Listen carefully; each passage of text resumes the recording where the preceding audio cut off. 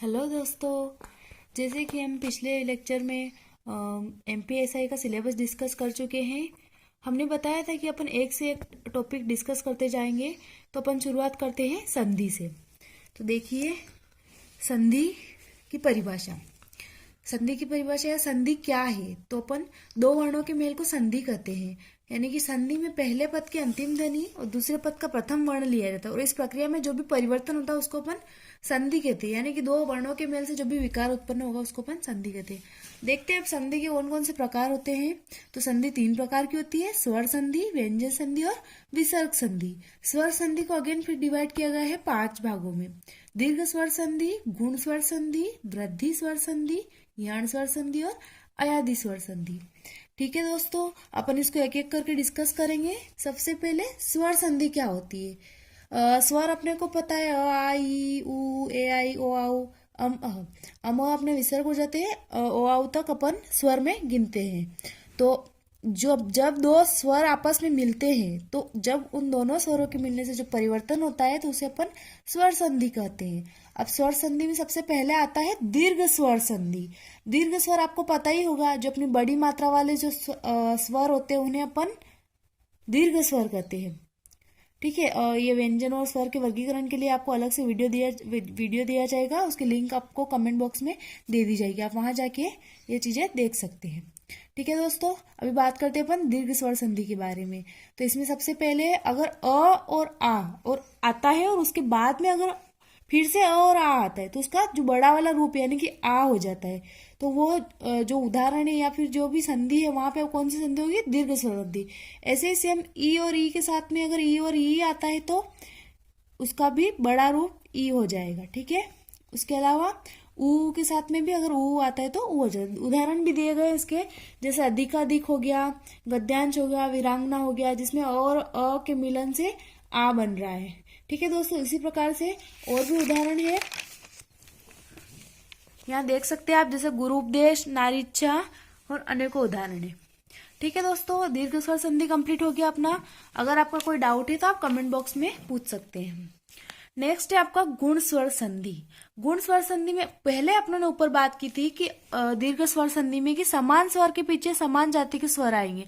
अब यहाँ पर क्या हो रहा है, अ और आ के बाद में भले अ आए या आ आए, लेकिन उसके बाद में क्या आ रहा है? ई और बड़ी ई, जिसके मिलाप के कारण वहां पे क्या हो जाएगा? ए। अगर अ और आ के बाद में ऊ और ऊ आता है तो ओ हो जाएगा, और अ आ के बाद में ऋषि अगर आता है तो अर हो जाएगा।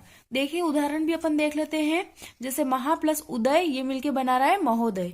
यानी कि यहाँ पर आ मिला और ऊ मिला और उसके कारण यहाँ पे ओ की मात्रा लगी।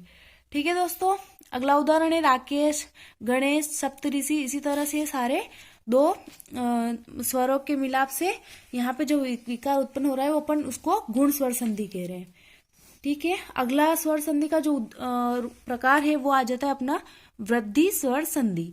वृद्धि स्वर संधि में वही अ और आ है, मतलब अगर आगे वाले पद में अ और आया है और पीछे उसके ए और ए आया है तो उसका जो बड़ा रूप है ए वो हो जाएगा।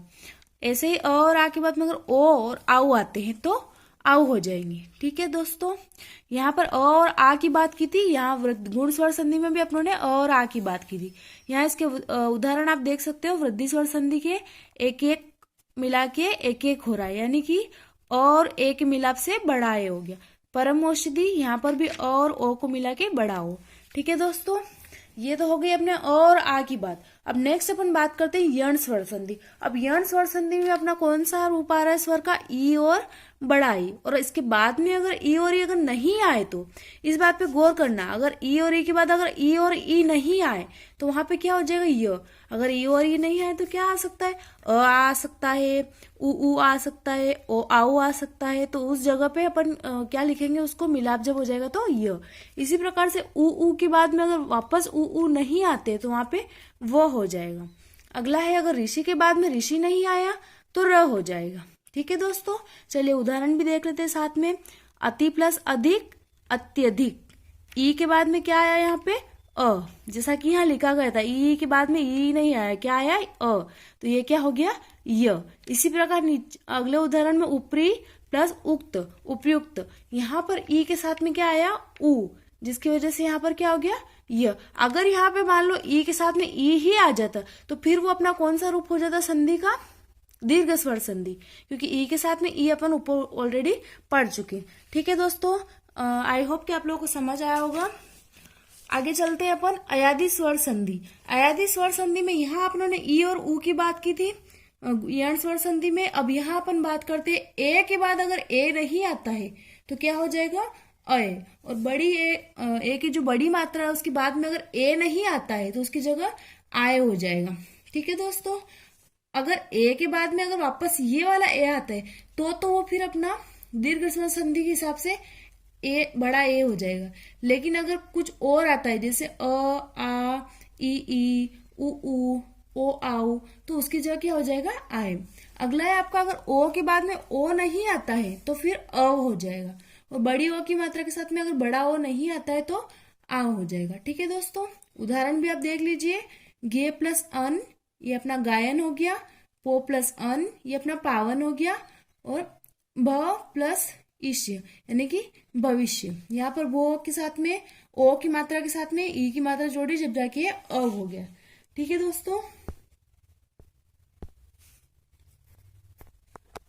ठीक है दोस्तों, यहाँ पर अपना स्वर संधि कंप्लीट हो जाता है।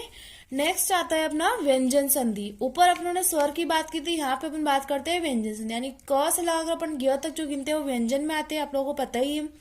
तो जब व्यंजन संधि की बात करें तो यहाँ पे ऑब्वियसली दो व्यंजनों के मेल होगा, या तो दोनों व्यंजन होंगे या फिर व्यंजन के साथ में एक स्वर होगा। ऐसी स्थिति में जो परिवर्तन होगा उसको अपन, या फिर वहां पर अपन क्या बोलेंगे कि यह व्यंजन संधि है। ठीक है दोस्तों, अब व्यंजन संधि के उदाहरण देखते हैं। जैसे वाक, यहाँ पे आपको दिख रहा है क, और क के नीचे छोटा सा डंडा, यानी कि ये एक तरह से व्यंजन है। अगर ये क पूरा होता तो फिर अपन क के साथ में वो अ ऐड द, लेकिन ये क्या है, एक तरह से व्यंजन है। वाक धन ईश, ये मिला के क्या बन रहा है, वागीश। एक्चुअली क्या है कि व्यंजन संधि के कुछ नियम है, इसके लिए आपको पृथक से वीडियो प्रदान किया जाएगा। आप उसके लिए चैनल से लगातार जुड़े रहना। अगला उदाहरण है अपना जगन्नाथ, यानी कि जगन्नाथ। यहाँ पर त और अ का मिलाप है। अगला स्वच्छंद, यहाँ पे भी अ और छ का मिलाप है।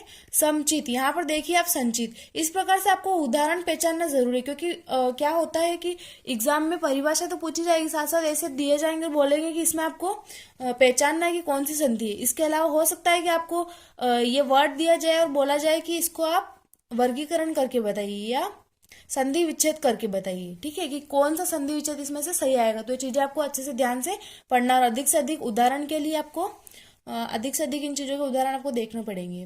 ठीक है, अगला आता है, ये यहाँ पे अपना व्यंजन संधि समाप्त हो जाता है। इसके कोई प्रकार नहीं है, बस कुछ रूल लगते हैं कि ये कौन से शब्द के बाद कौन सा शब्द आएगा, जिसकी वजह से कौन सा शब्द में परिवर्तन हो जाएगा। उसके लिए आपको अलग से वीडियो की लिंक भेज दी जाएगी। ठीक है, अगला है विसर्ग संधि। विसर्ग संधि में विसर्ग के बाद स्वर या व्यंजन आने पर, यानी विसर्ग यानी कि दो बिंदी, इस दो बिंदी के बाद अगर स्वर आता है या व्यंजन आता है तो उसके बाद जो परिवर्तन होता है उसे अपन क्या बोलते हैं, विसर्ग संधि, या वहां पर विसर्ग संधि होती है। इसके उदाहरण देखते हैं अपन। जैसे मनः प्लस हर, यानी कि मनोहर। मनोहर में कौन सी संधि है, तो विसर्ग संधि है। अगर निर्बल की बात करें तो इसमें भी विसर्ग संधि है। नमस्ते, नहमः प्लस ते, नमस्ते, इसमें भी विसर्ग संधि है। इसी प्रकार दुस्तर, दुह प्लस तर, इसमें भी विसर्ग संधि है। ठीक है दोस्तों, इस प्रकार से आपको संधि पहचानना आनी चाहिए। तो आज हमने डिस्कस किया संधि की परिभाषा और उसके विभिन्न प्रकार, जिसको थोड़ा थोड़ा उदाहरण के द्वारा मैंने बताया है। संधि मेनली 3 प्रकार की होती है, स्वर संधि, व्यंजन संधि और विसर्ग संधि। ये अपन डिस्कस कर चुके हैं। ठीक है दोस्तों, आई होप कि आप लोगों को अच्छे से समझ में आया होगा। अगर किसी को कोई डाउट है तो आप कमेंट बॉक्स में पूछ सकते हैं। इसके अलावा आपको जो टॉपिक पहले पढ़ना है वो भी आप कमेंट बॉक्स में बताइए, ताकि हम पहले आपको वो टॉपिक प्रोवाइड कर सकें। ठीक है दोस्तों, अच्छे से पढ़ाई करिए। ऑल द बेस्ट, क्योंकि बहुत जल्दी एमपीएसआई की वैकेंसी आने वाली है। तो आप चैनल से जुड़े रहिए और ज्यादा से ज्यादा चैनल को सब्सक्राइब और शेयर कीजिए, ताकि हर वीडियो की लिंक आप तक पहुंच जाए और आप अच्छे से पढ़ाई कर सके। जय हिंद, जय भारत।